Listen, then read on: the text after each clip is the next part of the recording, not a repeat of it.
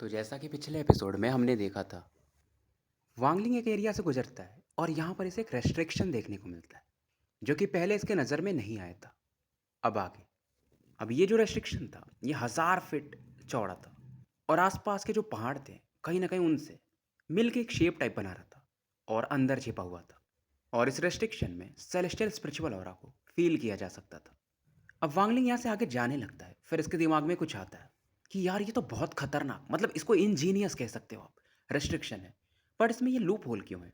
मतलब ये जो सेलेस्टियल स्पिरिचुअल हो रहा मैं फील कर पा रहा हूँ, अगर इसे रिमूव कर दिया गया होता तब तो इसे कोई फील भी नहीं कर पाता, यानी रेस्ट्रिक्शन और ज़्यादा हिडन हो जाता। फिलहाल वांगलिंग उस चीज़ को ढूंढने की कोशिश करता है कि यार जो भी बंदा होगा बहुत ही स्किल्ड है, बट इसे कुछ समझ में नहीं आता है। अब ये आगे निकल जाता है। समय बीत रहा था।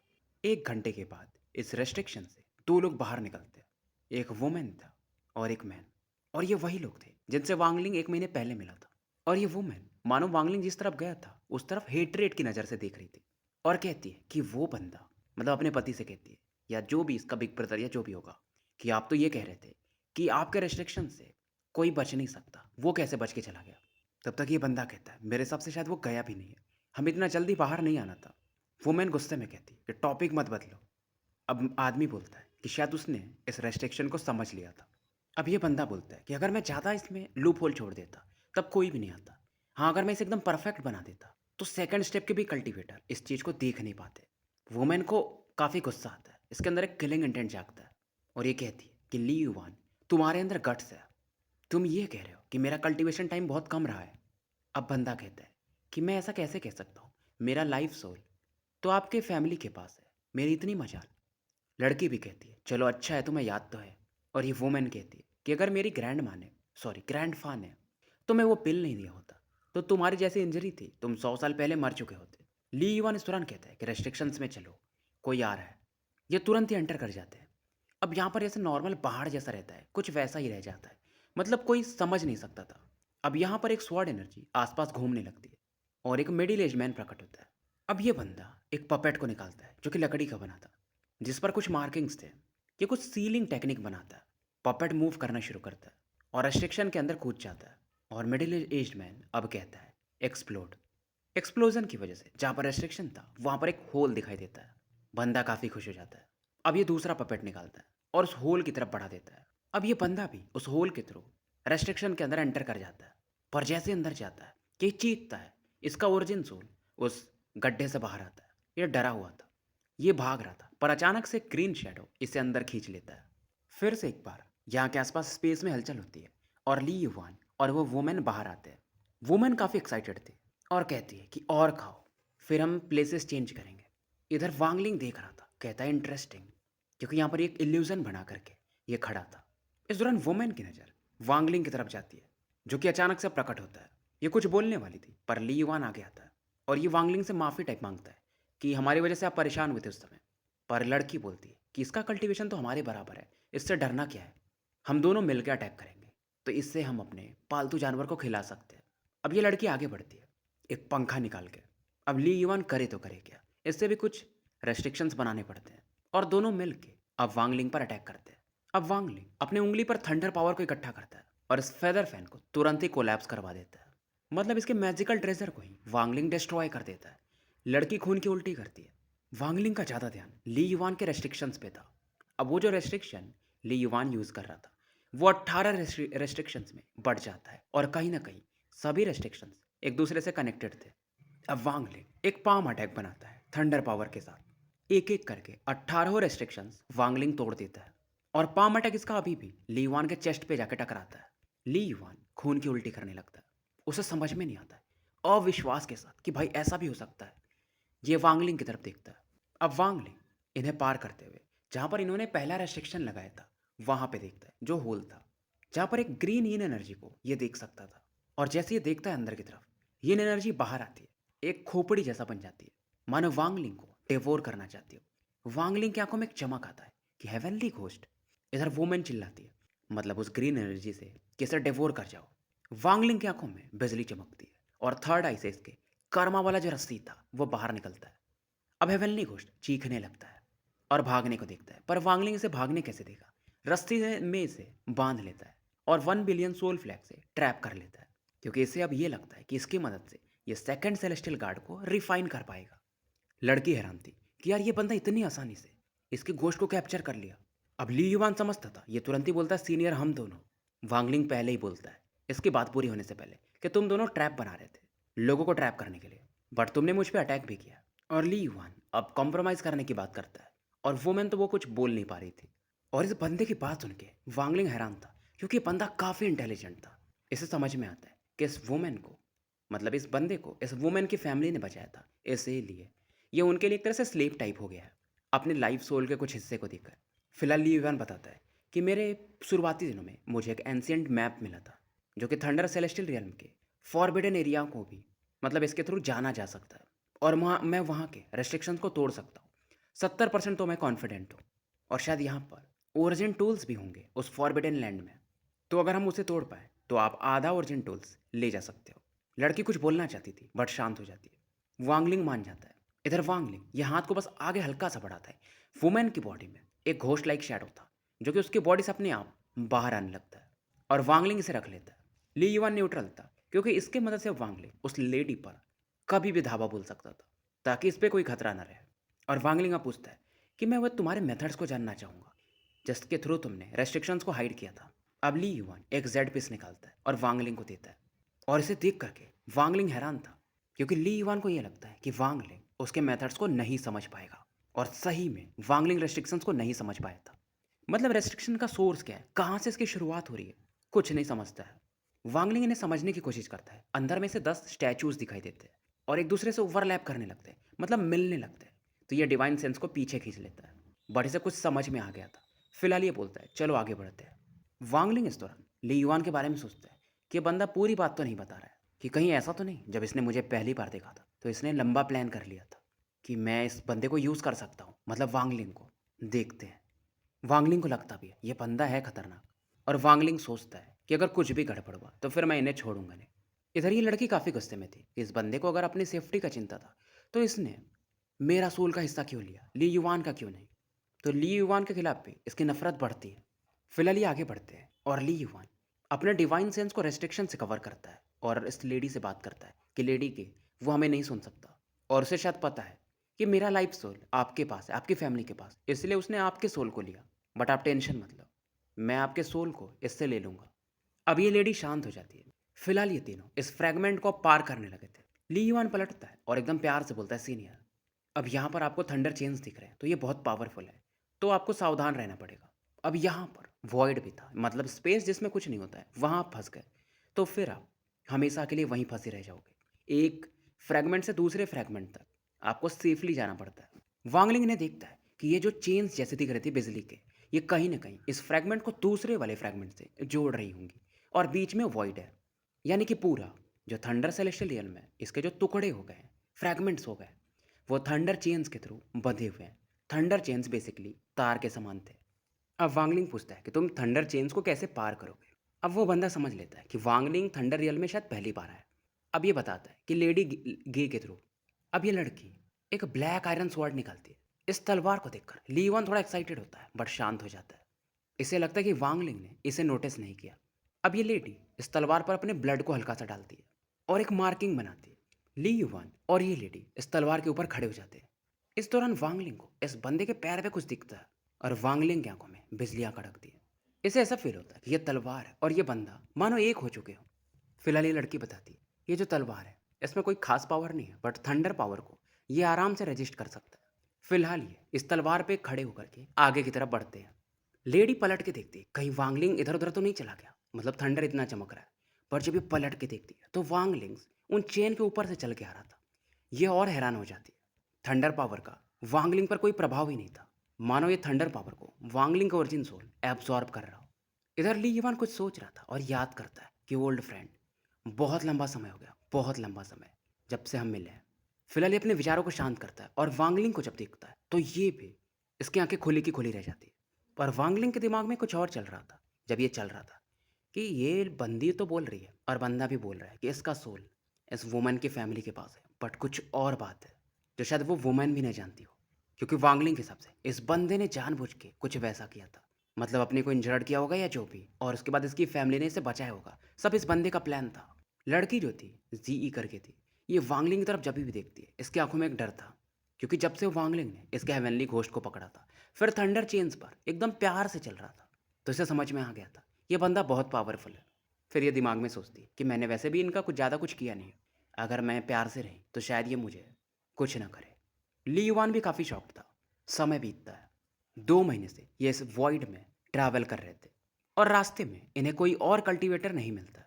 और ये जो लड़की थी, इससे ये लगता है कि मानो कुछ चीज़ें हैं जो कि फैमिलियर हैं, पर इसे याद नहीं आता है। आगे बढ़ते बढ़ते जो चेन्स के पावर थे वो और वायलेंट हो जाते हैं। वांगलिंग को भी अब चौकन्ना रहना पड़ता है। और ली युवान भी इस दौरान कहता है कि सीनियर आप ध्यान दो, चेन्स इतनी तेजी से जो हिल रहे हैं, कुछ और कारण हो सकता है। और ये बताता है कि जब चेन्स इतनी तेजी से हिलते हैं तो जो 2 फ्रैगमेंट हैं शायद वो कोलैप्स करने वाले होते हैं। पर वांगलिंग कहता है भाई रिटर्न होने के कोई रास्ते नहीं है, तो जो भी आगे आएगा हम उसे देख लेंगे। इधर ली युवान सोचता है कि भाई ये बंदा ये अभी फुल फोर्स को यूज़ नहीं कर रहा था, मतलब ये वांगलिंग के पावर को जानना चाहता था। और ये सोचता है ये बंदा सिंपल नहीं है।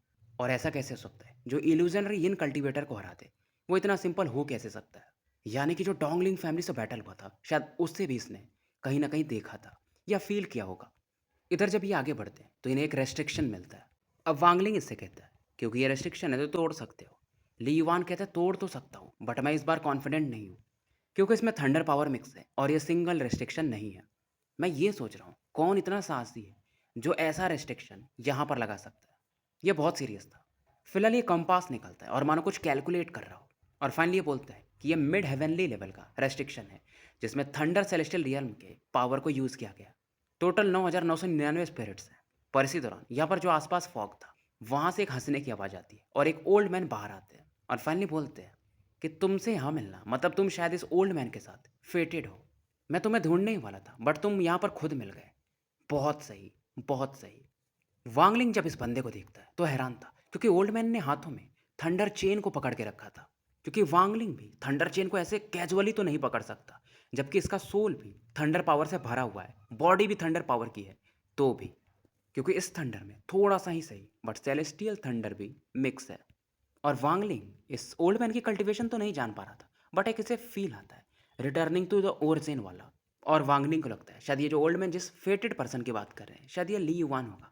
अब ली युवान भी सोचता है मतलब वांगलिंग इन्हें नहीं जानते तो क्या ये मुझे बोल रहे हैं। अब ली युवान ओल्ड मैन की तरफ देखता है, बट ओल्ड मैन इस फॉग से बाहर आते हैं और उंगली का इशारा वांगलिंग की तरफ करते हैं कि भाई मैं तुम्हारी बात कर रहा हूँ। वांगलिंग हैरान था कि हम तो कभी मिले ही नहीं, तो हम फेटेड कैसे हो गए। ओल्ड मैन हंसते हैं कि क्या तुम भूल गए, तुमने मेरे प्रिजन को मतलब टनल के थ्रू तुम भागे थे। वांगलिंग को याद आता है तो वो आप थे। मुझे ये भी नहीं पता कि आपने वैसा क्यों किया था। ओल्ड मैन अपना हाथ बढ़ाते हैं और वांगलिंग से कहते हैं मैंने कह दिया ना कि तुम फेटेड हो, तो तुम हो। वांगलिंग पीछे हटता है। बैटल तो ये कर नहीं सकता था। ओल्ड मैन हंसते हैं और आसपास के एरिया में एक पावरफुल फोर्स सभी को घेरने लगता है, और वांगलिंग इस फोर्स के अंदर मूव भी नहीं कर पा रहा था, मानो स्टॉप स्पेल कोई इस पे यूज कर रहा हो। अब ओल्ड मैन का हाथ इसकी तरफ पड़ता है। अब वांगलिंग इस दौरान अपनी जीभ को काटता है दांत से, ब्लड पावर को यूज करता है इस एस्केप स्पेल को एक्टिवेट करने में, जो इसने डेमन स्पिरिट लैंड पे सीखा था। और जैसे ही ये ब्लड इसके बॉडी में मूव करता है, इसकी बॉडी यहाँ से गायब हो जाती है और भागने लगता है बिना पीछे पलट के देखे हुए। ओल्ड मैन और ज़्यादा एक्साइटेड हो जाते हैं कि सच में ये बंदा वर्दी है, इसका कुछ तो कुछ मेरे साथ कनेक्शन है। पहले इन्होंने बस अपना 10% पावर यूज़ किया था, अब ये 20% यूज़ करते हैं और स्पेस को ही पलटने लगते हैं, और वांगलिंग की बॉडी अपने आप पीछे आने लगती है और पलक झपकते ओल्ड मैन से बस ये 30 फीट की दूरी पे खड़ा था। पसीने तो इसके छूट ही रहे थे। और ओल्ड मैन कहते हैं कि भाग क्यों रहे हो। वांगलिंग इनसे कहता है कि सीनियर मैं आपको जानता भी नहीं हूँ, मेरा कल्टीवेशन भी लो है, आप चाहते क्या हो। अब ओल्ड मैन कहते हैं कि तुम मेरी हेल्प नहीं कर सकते, बट जो थंडर बीस्ट है तुम्हारे पास वो कर सकता है, तो थोड़े समय के लिए दे दो, फिर मैं तुम्हें वापस कर दूंगा। वांगलिंग और हैरान था कि भाई इस बंदे को ये भी पता है कि मेरे बैग में क्या है। अब इसके बैग से ये थंडर बीस्ट को बाहर निकालता है। थंडर बीस्ट जब तक कि चीख भी पाता, ओल्ड मैन सीधा उसे पकड़ लेते। ओल्ड मैन काफ़ी खुश होते हैं कि यार ये तो सिल्वर हॉर्न थंडर बीस्ट है, बहुत सही। और ये हंसते हुए कहते हैं कि यहाँ के जो भी मैसेंजर्स हैं, थंडर बीस्ट है, सब थोड़े समय के लिए मेरे के लिए काम करेंगे। अब वांगलिंग इन्हें जाते हुए देखता है और कहता है सीनियर आप ऐसे कैसे जा सकते हो। ओल्ड मैन रुकते हैं, स्माइल करते हैं कि तुम्हें क्या चाहिए, और ये कहते हैं कि तुम्हारा कल्टीवेशन अभी बहुत ख़राब है, तुम्हारे बॉडी में थंडर ओरिजिन सोल है, तुम्हारी बॉडी थंडर बॉडी है, चलो मैं तुम्हारी मदद कर देता हूँ। अब ये अपने हाथ को आगे बढ़ाते, इनके हाथ में एक बॉल ऑफ लाइट बनती है, थोड़ा सा अपना एनर्जी ये मिक्स करते हैं और वांगलिंग की तरफ बढ़ा देते हैं। वांगलिंग से डॉज भी नहीं कर पाता है, इतना फास्ट था। और सीधा ये चीज़ इसके चेस्ट के थ्रू इसके ओरिजिन सोल में एंटर कर जाता है। और ये बोलते हैं वैसे भी तुम लोग इस जगह को पार नहीं कर पाओगे। तो वांगलिंग ली युवान और इस लेडी घी को ये यहाँ से अंदर भेज देते हैं और बोलते हैं यार ये तलवार भी थोड़ी फैमिलियर दिख रही है। पर छोड़ो इस बात को। थंडरबिस्ट इधर परेशान था, ओल्ड मैन की तरफ देखता है। उसकी हार्ट बीट बढ़ चुकी थी कि भाई ये मुझे मारने थे। फिलहाल इन्हें इधर से भेजने के बाद अंदर ओल्ड मैन यहाँ से निकल जाते हैं और सोचते हैं यार मैंने ज़्यादा एनर्जी तो यूज़ नहीं कर दी थी, वो बंदा ठीक तो होगा। मतलब वांगलिंग के बारे में सोचते हैं, अगर नहीं मरेगा तो पक्का उसका मेरे साथ एक कनेक्शन है। फिलहाल ये काफ़ी तेज़ी से, क्योंकि ओल्ड मैन ने एक फोर्स मारा था इनके ऊपर, तो अंदर आके गिरते हैं। ली युआन का चेहरा एकदम पीला पड़ चुका था, वांगलिंग का भी सेम हाल था। लड़की तो बेहोश हो जाती है। इधर वांगलिंग को सीने से काफ़ी दर्द होता है, इसकी बॉडी कांप रही थी, मानो अंदर एक धधकती हुई आग हो, ज्वाला हो। लेयुआन वांगलिंग को देखता है कि ये बहुत पेन में है। इस दौरान ये जो लेडी थी वो वांगलिंग की तरफ देखती है कि इसे मार सकते हैं। ये तुरंत ही एक ब्लैक डैगर निकालती है, छोटी तलवार, जिसके आसपास बहुत सारे घोष थे, टॉक्सिन इसमें मिक्स थे। लीयुआन भी इसे रोकता नहीं, लड़की तलवार को आगे फेंकती है। पर इस दौरान वांगलिंग आंखें खोलता है। इसकी आंखों में थंडर नहीं था, फ्लेम चमक रहा था और एकदम अलग दर्द आवाज में कहता है कि डैगर पूरा नहीं है, क्या तुम ये मुझे गिफ्ट कर रही हो? लड़की और डर जाती है, तुरंत ही 2-3 कदम पीछे लेती है और कहती है हाँ हाँ। जमीन पे ही यह डैगर फेंक देती है। वांगलिंग फिलहाल इस डैगर को भी अपने बैग में रख लेता है। फिलहाल वांगलिंग काफ़ी पेन में था, बट ये जो अंदर जल रहा था इसके, ये इसके कल्टीवेशन के लिए अच्छा था। ये फील करता है इसका कल्टीवेशन इंप्रूव कर रहा था और एसेंडेंट के पीक के धीरे धीरे बाहर जाने की अब कोशिश कर रहा था। लेकिन ये पागल भी कर रहा था वांगलिंग को अंदर से। हालांकि इसका मेंटल स्ट्रेंथ की वजह से ये शांत था। फिलहाल वांगलिंग ली युवान से पूछता है कि तुम जिस जगह की बात कर रहे थे क्या ये वही है? ली युवान बताता है कि अभी ये श्योर नहीं है, तो इसे थोड़ा ऑब्जर्व करना पड़ेगा। फिलहाल ये तीनों आगे बढ़ते हैं। वांगलिंग चाहता तो इस लेडी को मार देता, बट इसका कुछ और मकसद था। इसे समझ में आ गया था कि सबसे बड़ा गेमर यहाँ पर ली युवान है और इसे शांत तभी रखा जा सकता है जब इस लेडी को जिंदा रखा जाए। आगे तो बढ़ रहा था ये, बट इसके बॉडी में अभी भी पेन था और वांगलिंग को उस ओल्ड मैन पे थोड़ा गुस्सा भी आया था, क्योंकि वो इसके थंडर बीस्ट को ले गए थे। फिलहाल ये आगे बढ़ते रहता है और इसकी बॉडी में चेंजेस आ रहे थे। जो बॉल था, जो फायर बॉल या जो भी था, इसके बॉडी में जो थंडर पावर था उसे कंडेंस को करने को देखता है और इसकी बॉडी को भी और स्ट्रॉन्ग कर रहा था और फ्लैश और ब्लड उसमें मानो घोल रहा हो। और वांगलिंग को ये भी लगता है जैसे ये पेन खत्म होगा ये फर्स्ट स्टेप ऑफ कल्टीवेशन को पार कर लेगा। हालांकि इसका डोमेन तो पहले ही इवॉल्व हो चुका है कर्मा डोमेन में, बस पावर लेवल में ऊपर नहीं जा पाया था। ली युवान जो था, इसका डिवाइन सेंस से वांगलिंग के बॉडी में जो चेंजेस हो रहे थे ये देख पा रहा था थोड़े बहुत। बड़ी चिंतित भी था कि वांगलिंग का कल्टीवेशन इल्यूजनरी यिन पे नहीं जाना चाहिए, नहीं तो इसे प्रॉब्लम होगा। 1 महीने और बीत जाते हैं। यहाँ पर 2 फ्रैगमेंट्स इसे दिखाई देते हैं और वांगलिंग कहता है जो भी रास्ता है ले चलो।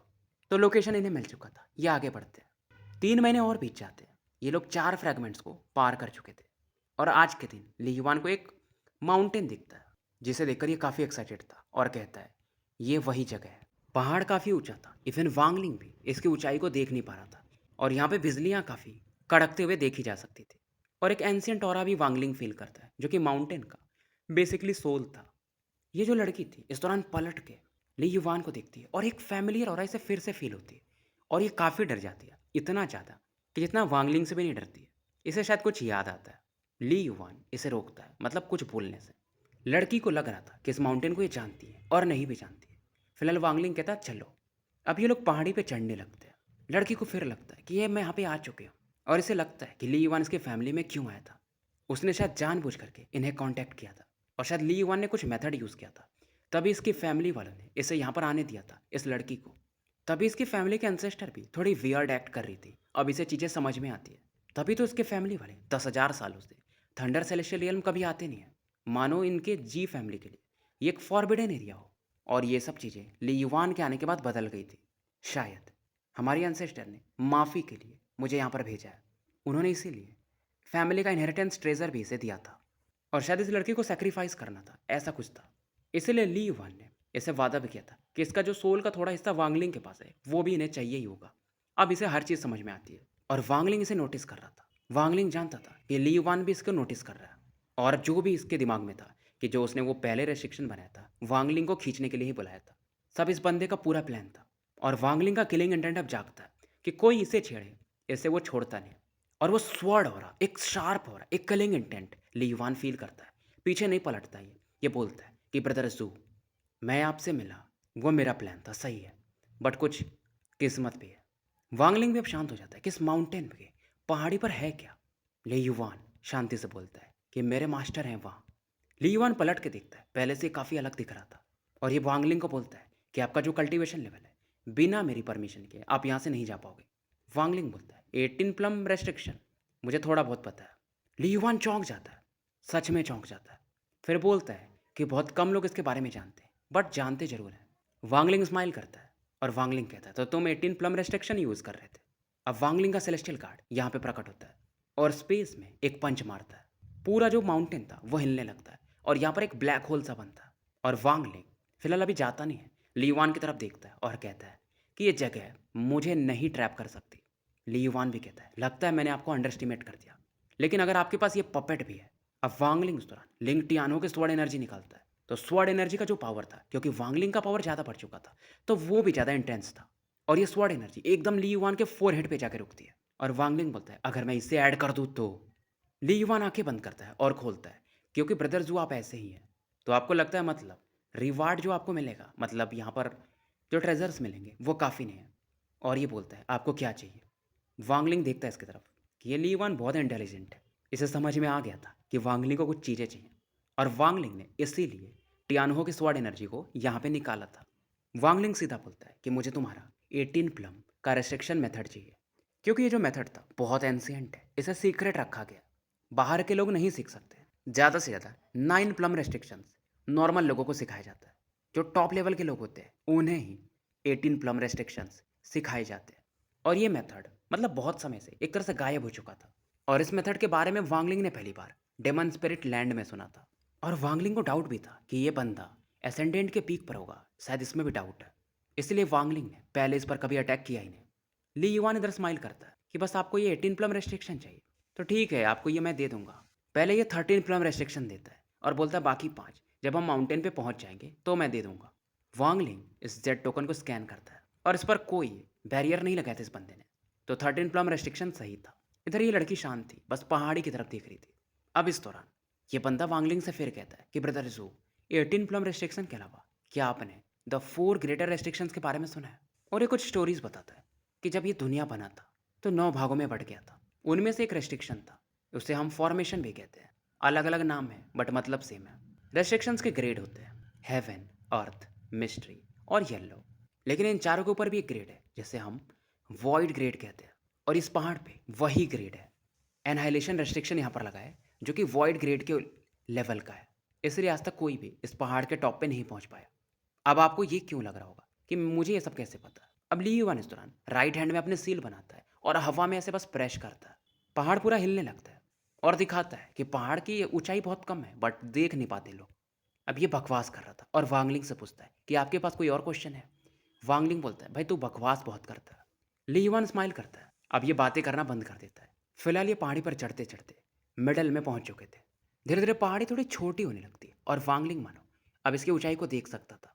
ली युवान इस दौरान एक सील बना रहा था पर एक आवाज़ वांगलिंग के कानों में जाती है कि सीनियर मुझे बचा लीजिए, ये बंदा बहुत क्रेजी है। और ये उस लड़की का आवाज़ था। पर जैसे ये बोल रही थी ली युवान उसकी तरफ एक कोल्ड लुक देता है, तो वो रुक जाती है और ये बोलता है कि जी हों, अगर तुम कुछ बोलना चाहती हो तो डायरेक्टली बोलो, डिवाइन सेंस मत यूज़ करो। पहाड़ पर चढ़ने के बाद ये पहले से काफ़ी अलग था। जी होंग पीछे हटती है और वांगलिंग के करीब आ जाती है ताकि इसे थोड़ा अच्छा फील हो। और अब ये बोलना शुरू करती है कि मैं जानती हूँ तुम कौन हो। तुम हमारी फैमिली में एक्सीडेंटली नहीं आए थे, तुम्हारा पहले से मकसद था। ये लड़की मरना भी नहीं चाहती थी। और भाई मरना कोई क्यों चाहेगा। ली युवान स्माइल करता है और कहता है सही बोल रही हो। अब जी होंग बोलती है कि मैं ही क्यों, जो तुम्हारे मास्टर का चीज़ लिया था वो मैं नहीं थी, मेरी कोई एंसेस्टर रही होंगी। ली युवान हंसता है और कहता है कि क्योंकि तुम उस चोर की डायरेक्ट डिसेंडेंट हो। मतलब पूरे जी फैमिली में बहुत सारे लोग होंगे, मतलब अलग अलग फैमिलीज हो जाती है, चाचा ताऊ ऐसे ऐसे।